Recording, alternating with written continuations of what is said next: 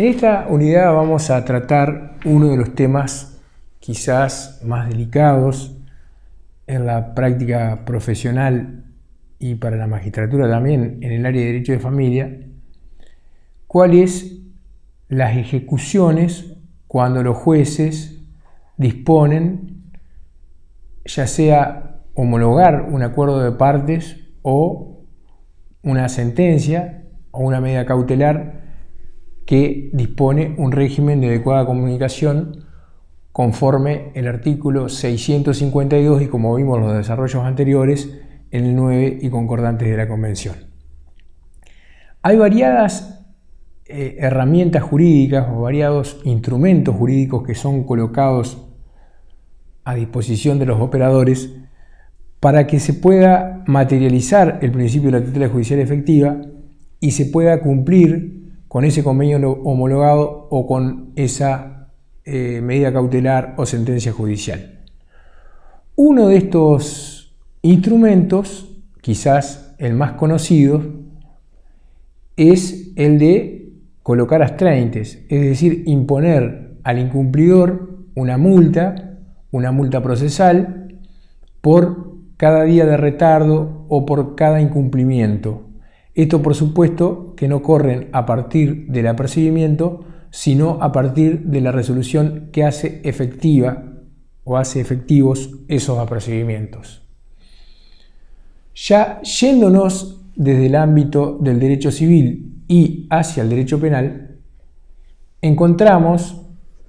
la 24.270, que es del año 93, la ley que castiga el impedimento de contacto, ya sea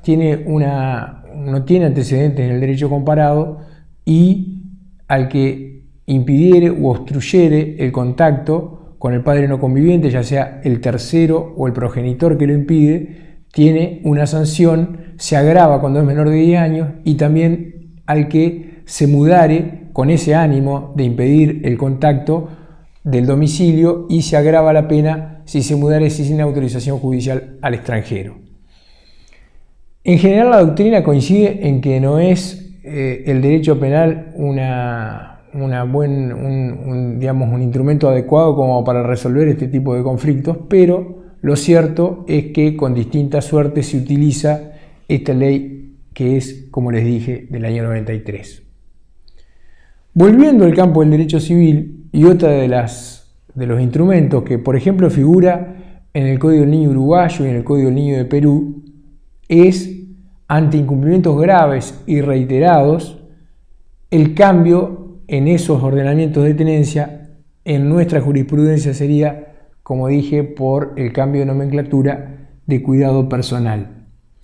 Se reserva, y ustedes lo van a poder leer en algunos precedentes, a situaciones graves en donde hay un incumplimiento recalcitrante, pertinaz, donde de esa forma se intenta disuadir.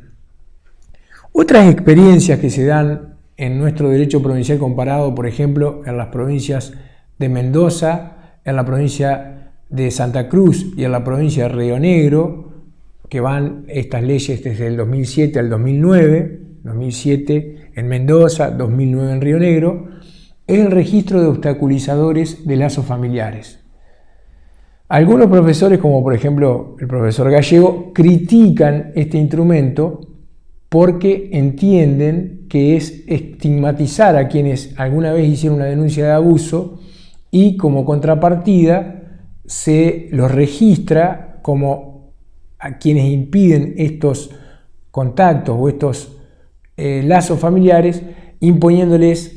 que no pueden ser proveedores del Estado, que no pueden ser magistrados, que no pueden ser integrar, digamos, listas en las elecciones generales, etc. Es decir, tiene varias penalidades que la doctrina en general no está de acuerdo, o alguna parte de la doctrina no está de acuerdo con eso, y como les contaba, que florecieron algunas leyes en estos primeros 10 años del siglo XXI. Hubo un proyecto también del diputado Raimundi que no se logró tratar, también el proyecto ese es del año 2006. Otra de las acciones que tiene quien es víctima de este proceder es intentar lograr una indemnización por daño, porque el injusto sería violatorio del principio de no dañar a otro, que como todos ustedes saben está en el 1716 del Código Civil y Comercial, y que el Tribunal Europeo desde el año 2000, en un caso que se tramitó contra Alemania, tiene una variada jurisprudencia, según ilustra Marisa Herrera también en uno de los trabajos que tenemos en la unidad, que es otro de los instrumentos, entonces, esta indemnización por los daños ocasionados, que tiene por finalidad reparar los padecimientos que sufrió quien fue obstaculizado en el contacto con su hijo. Pero sin dudas que la gran novedad que trae el Código Civil y Comercial es el artículo 557, porque tiene la virtualidad de proponer una fórmula abierta, que es ante incumplimientos reiterados de una sentencia o un convenio homologado, el juez puede aplicar al responsable medidas adecuadas para asegurar la eficacia, o al obligado medidas razonables para asegurar la eficacia. Esta frase, ¿no?, que también replica, como vimos, la de los alimentos, esta frase, medidas razonables para asegurar la eficacia, tiene la única exigencia de guardar una proporcionalidad entre el derecho afectado del obligado y el beneficio que se pretende obtener de esa medida y la efectividad de esa medida. La jurisprudencia ha dicho que uno de las medidas efectivas para asegurar la eficacia podría ser bien, y también en otra materia, como es en la materia de violencia familiar o de violencia de género, lo vemos que se utiliza, es la derivación a terapia por mandato judicial o la derivación a tratamiento psicológico. Esta derivación es generalmente recomendada por los equipos técnicos que apoyan a los magistrados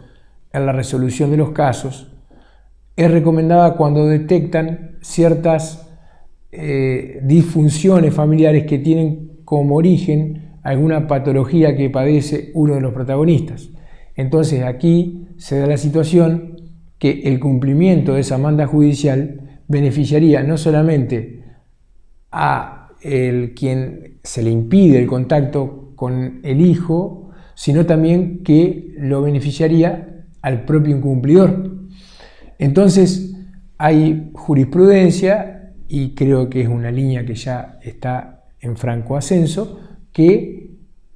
fundado en el interés superior del niño, fundado en el derecho a la salud, fundado en el derecho a mantener contacto con ambos progenitores, los jueces tienden a ordenarlo.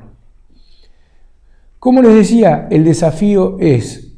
como operadores, como abogados, como magistrados, encontrar fórmulas prácticas que encajen dentro de este artículo 557 y que nos permitan en un tiempo razonable llegar al resultado querido, que es obtener que se restablezca o que no se interrumpa el vínculo del niño con su progenitor o progenitora no conviviente. Bueno,